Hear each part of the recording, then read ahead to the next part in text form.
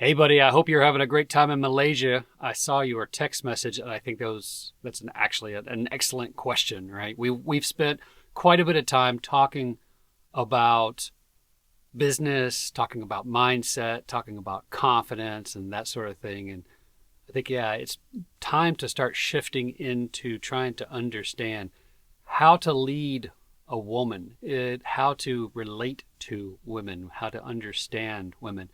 And from a perspective of not trying to turn ourselves inside out in order to please them, but to better understand ourselves in how to lead ourselves and how to lead them and how to understand how this whole thing works, because it all tracks back to self. It all tracks back to a deeper understanding of yourself and really a refinement of who you want to be in the world, who you want to be in your business, who you want to be in your relationships, how you want to relate to the world, how you see yourself in the world.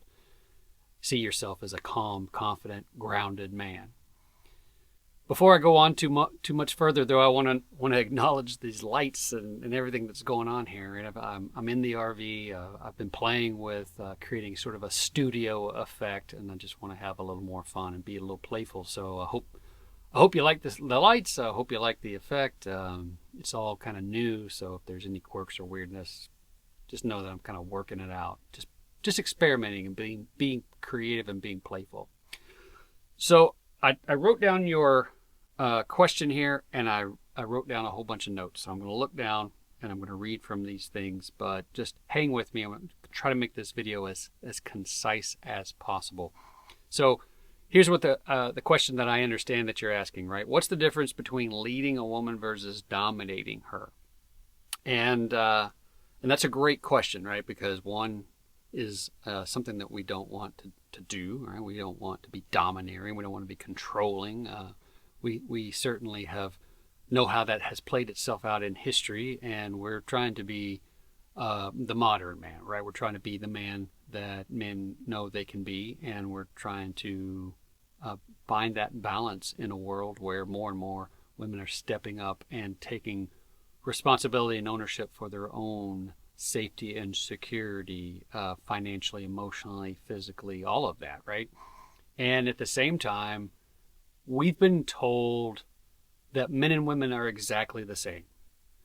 And there's a yes and answer to that. Yes, they are, and I wrote this down here, that they are equal in human value, right? They're equal in human value, but they're not biologically the same. So in terms of fairness, in terms of the workplace, and in terms of what man or woman should be paid, in terms of how we should be treated as human beings, right? Where there's an equality there. There's an equality in our value as human beings. But men and women are not the same. First and foremost, she can produce life from her body and sustain life with her body. He cannot, right? So if we just talk about biological terms, not social, not economic, not get into all of those types of things. If we just talk about from a biological perspective, we're not the same. We're physically not the same. And our roles in the production and sustaining of life are not the same. And if we strip away the cell phones and the electricity and everything that we have around us today, and we go back to basics, there's a directive to produce and sustain life, right? The continuation of life. And biologically, at least from a natural perspective, we need an egg and a sperm, right? We need a man and a woman. We need someone to seed the child. We need someone to carry the child, to deliver the child, and then ultimately that they have to be a team in sustaining that life, right? Somebody that's a division of labor almost, if you will. Somebody's got to watch the perimeter while somebody works the interior. Somebody's got to protect and provide while somebody nurtures and ensures that life continues at all costs. So their roles in creation and continuation of life are very different. As a result, men and women do not relate to the world in the same way. right? They don't see themselves in the world the same way. Their safety and security is defined differently. It's the need for it, the importance of safety and security is very different. And so as a result, men and women do not relate to the world in the same way. And men and women see their safety and security very differently. And when children are born, right? So here's an example of this. When children are born, his responsibility, his sense of responsibility to provide and protect may increase, but his physicality, right? His general physicality generally remains about the same. He, as soon as she's pregnant and starts to grow a child inside of her, she becomes more vulnerable, right? She physically becomes more vulnerable. She's slower. She's carrying another human life inside of her. Now she's not just vulnerable to herself, she's vulnerable to this other life that's dependent on her body in order to survive. And then once that child is born, there's two of them, right? There's her and the child. So now her risk, her vulnerability has spread out. It's doubled.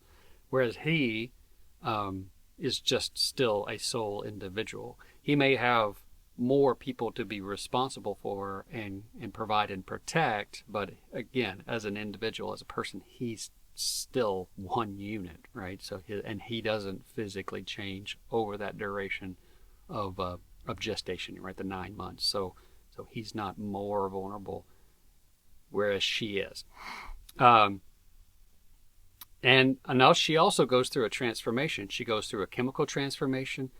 She becomes bonded to the child. She is mentally and emotionally connected to the child because she's carried it inside her body. She produces, she carries, and she delivers a life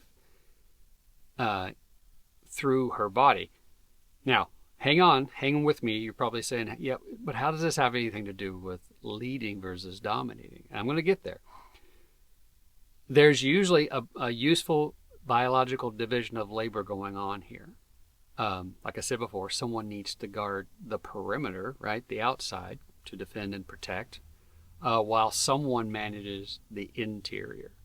If we don't have that division of labor, then someone has to do both, right? They have to provide and protect, then they also have to manage the resources.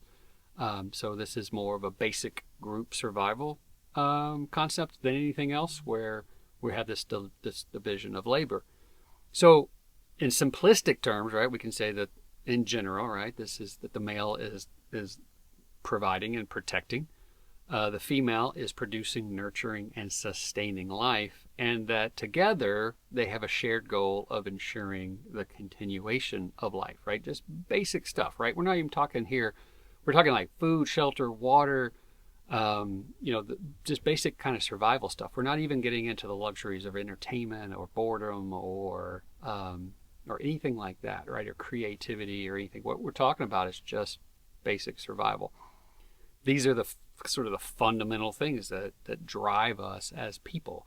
Everything else on top of that is our preferences, fashion, desire to relate to each other, all of those, social aspects of things. But when we're talking about our core, foundational, fundamental things, these are the hardwiring that sort of drive us to act in certain ways. And so a lot of times we can talk about the male and the female, and then we talk about masculine and feminine, and we generally associate masculine with male and feminine with female. But, everybody has masculine and feminine in them, and there's times when we can move back and forth between those things, right? A woman is certainly capable of stepping up and caring for herself, right? Being assertive, being direct, being aggressive. Any of those traits that we might associate with, say, more masculine, she can step into her masculine and provide for herself, provide and protect.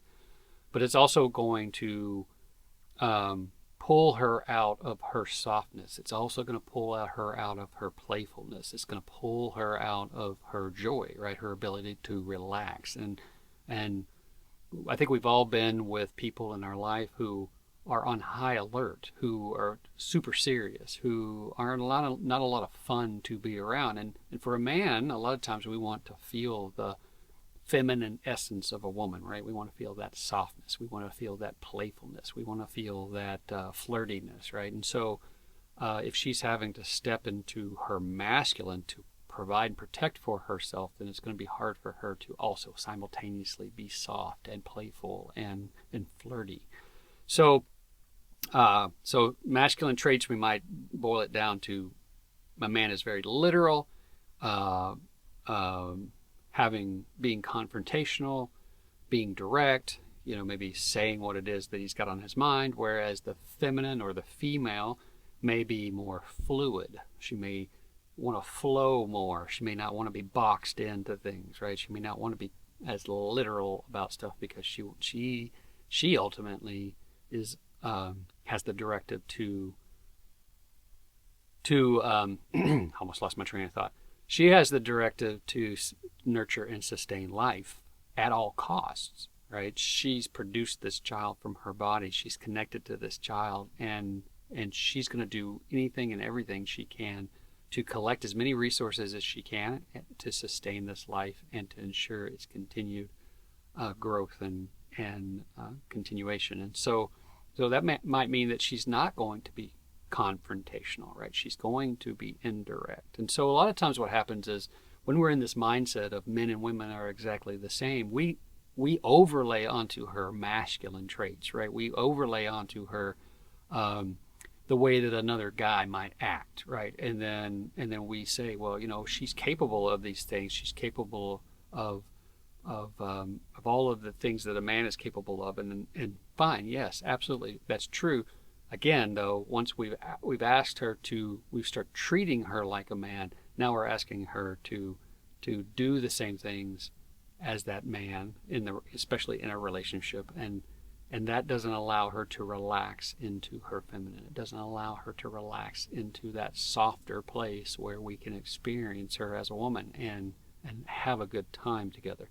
If we're asking her to step into more of a masculine, more male, more dominant role, then what we're asking her is to be in competition with us, right? And so now when we interact with her, it can become confusing as to who's leading, who is taking ownership of this, and who is directing this relationship. And so that can feel prickly, right? Because now we might actually find ourselves in competition with her, where she's actually stepped into her masculine, and now instead of relaxing and just following our lead, she now feels like she has to step up and lead where we're not doing it. So I'm going to send you some links to some resources. There's one called the Riverbanks.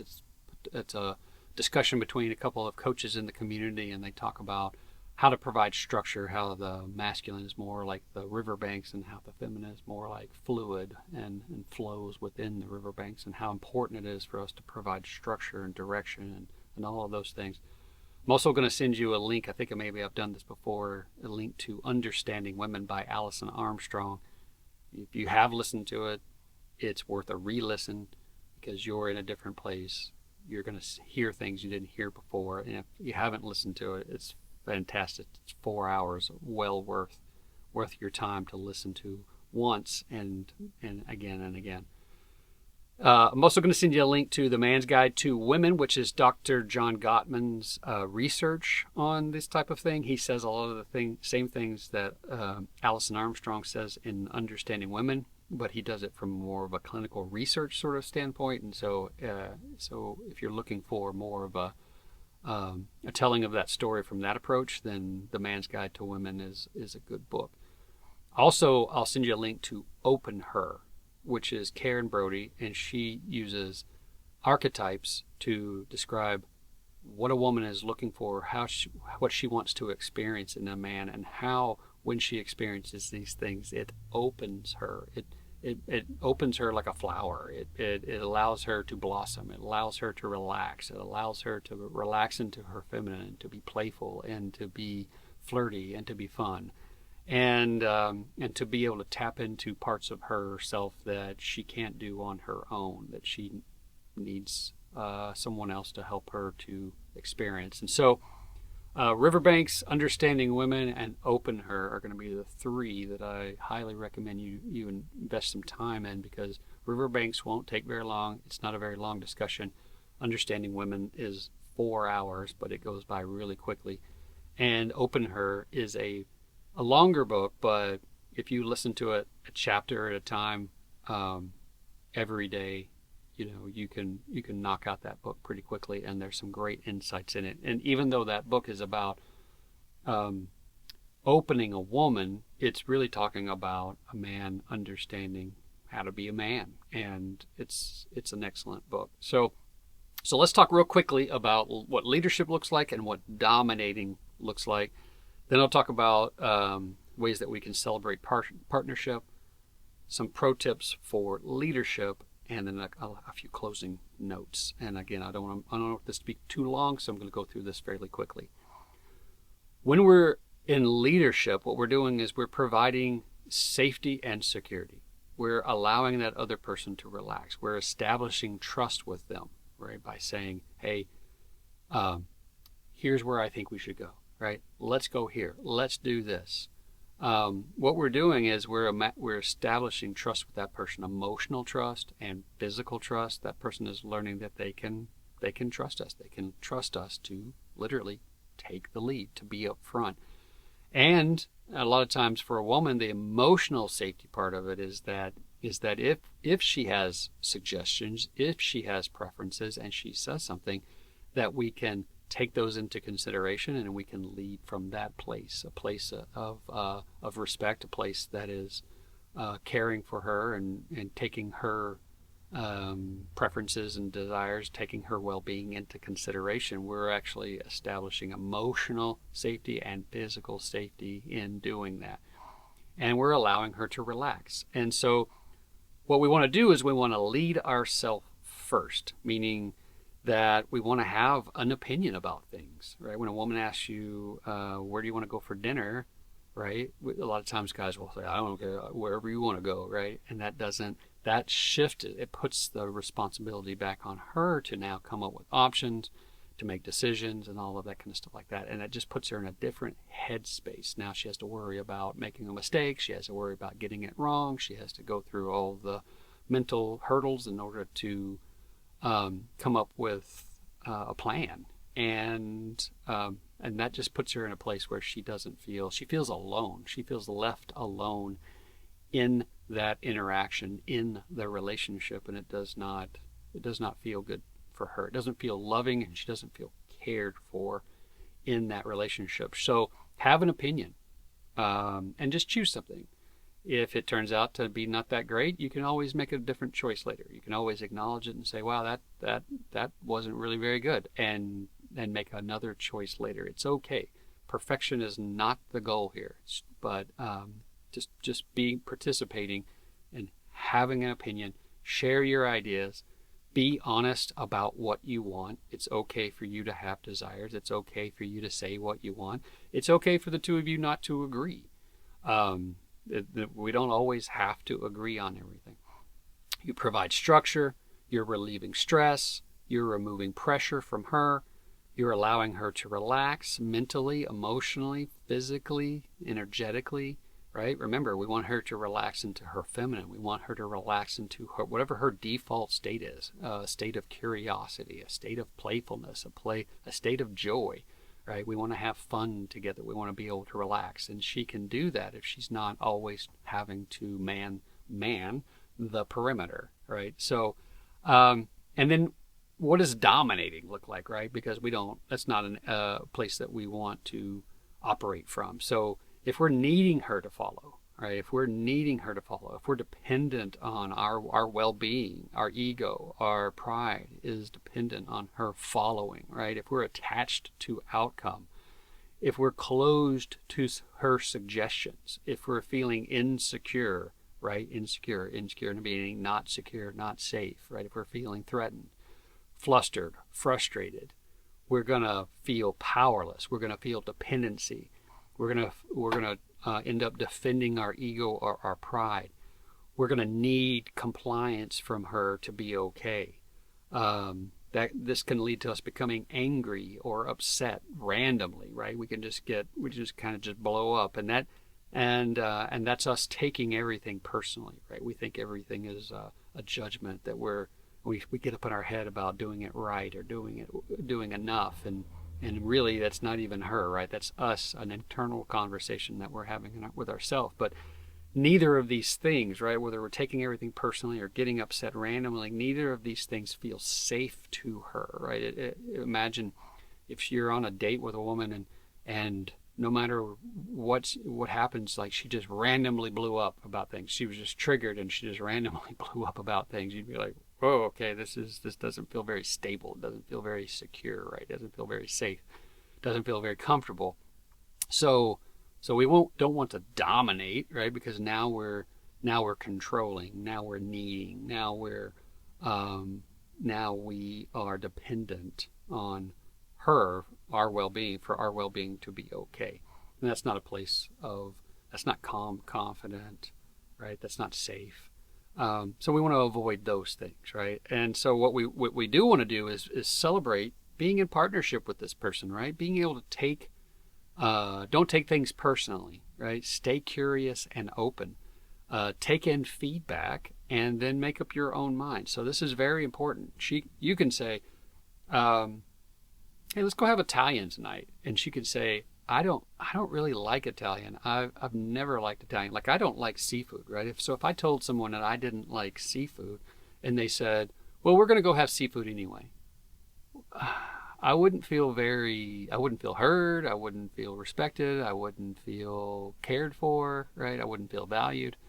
But if I said, I don't like seafood, I've never liked seafood, and that person says, oh, well, to tell you what, there's a great Mexican food place around the corner. It's got high ratings. Let's go there. And great, right? Now it's an alternative option, and I feel heard. I feel cared for, right? All of that kind of stuff. And so that's what we can do with her. If there's a space where she doesn't like any of our options, right, then we can ultimately say, well, I'm in the mood for Italian, so and unless you can think of something else, this is where we're going to go. All right. She doesn't always have to 100% agree with your decision, but a decision has to be made. Otherwise, you're just shifting back and forth between each other, this responsibility of figuring out what to do, where to go. And that doesn't feel good to her. Right. So ultimately, she'll, even if she goes someplace where initially she didn't want to go, she'll process through it, and as long as you guys have a great night together, it won't really matter, right? So again, perfection is not the key here, but the important thing is you can take in her feedback, and then you can make up your own mind about what you think about that, right? So you're basically in alignment with yourself and making up your own mind. Now, sometimes that's going to mean that you're going to agree with her. You're going to say, you know what? In fact, that's a great idea. Yeah, let's do that, right? And there's leadership in saying, let's do that. Even though it wasn't maybe not your original idea, you're now made up your mind as to what you want to do now, and then you're leading the way in that choice. So sometimes it's going to be, you're going to be in alignment, and then sometimes you may not, right? But ultimately what's important is that you've made up your own mind. You've taken ownership and responsibility for yourself, and you're not making her responsible for your thoughts, for your choices. And then as far as the leadership pro tips, lead without always needing to be up front. Sometimes what the leader does, so the leader has this, it's a mentality, right? The leader is coming up with ideas, having an opinion, all those things that we talked about earlier. But sometimes what the leader does is recognizes the greatness of others and takes a step back to allow the other person to take a step forward. But because they took a step back, it doesn't mean that they let go of the leadership role. In fact, they actually retained the leadership role by allowing these other people to step forward. Take, for example, Tim Cook. Tim Cook has a strong leadership team. There's people in marketing, product development, manufacturing, and each one of those people are very strong leaders in over their area of responsibility, but Tim Cook has to lead the leaders. So that doesn't mean that he walks into a room and he gives away his leadership to everybody in the room, right? That would just be chaos. He actually leads the people, he leads his leaders, when he also does that by stepping back and allowing those leaders to step forward. Look at the Apple events, right? It's not Tim Cook talking the entire time about their products and their manufacturing and the performance of the tech, right? He actually comes in, introduces everything, and then introduces his leaders and allows them to step into the spotlight. And then when those leaders have done their part, he comes back into frame and now continues to lead the conversation, to lead the rest of the event, right? So he doesn't relinquish his leadership.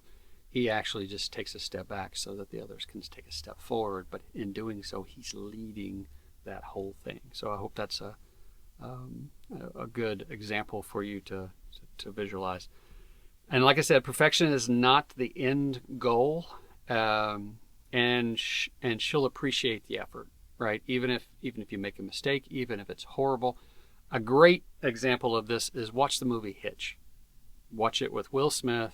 Watch that movie and see how, yes, it's a movie, but these movies are written with certain human qualities, certain life qualities in it.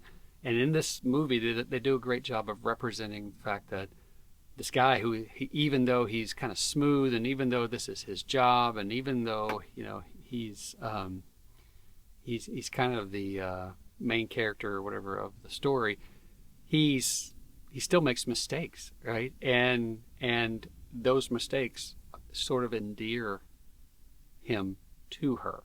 So the effort, right, the leadership, the stepping up is what's important. Perfection is not the goal. And one of the things that what we can do in order to be more present, to be more calm and confident, is to take a deep breath and to slow way down, right? Make eye contact and say, let me think about that for a minute. Yeah, that sounds like a good idea. Where could we go? And then to be curious. Do you like Chinese food? Okay. I know a Chinese place around the corner. 5 stars. I've eaten there before. The egg rolls are out of this world. Let's go there. Right? Just make a choice, make a decision, have an opinion. And then lastly, the notes here, remember, she's very capable of stepping into her masculine to lead herself and you, if necessary, but doing so shifts her from being in a relaxed, playful, and open state into a protective, serious, and oftentimes more closed state. And if you want to feel the relaxed, playful essence of a woman, don't treat her like a man, all right? Learn how to lead her into openness. All right, I'm going to send you the links to those resources, the videos and the audiobooks and stuff that I mentioned. And if you have any questions, text me, right? And I hope you're having a great time there in Malaysia. Send me some pictures. But otherwise, I'll talk to you soon. Bye.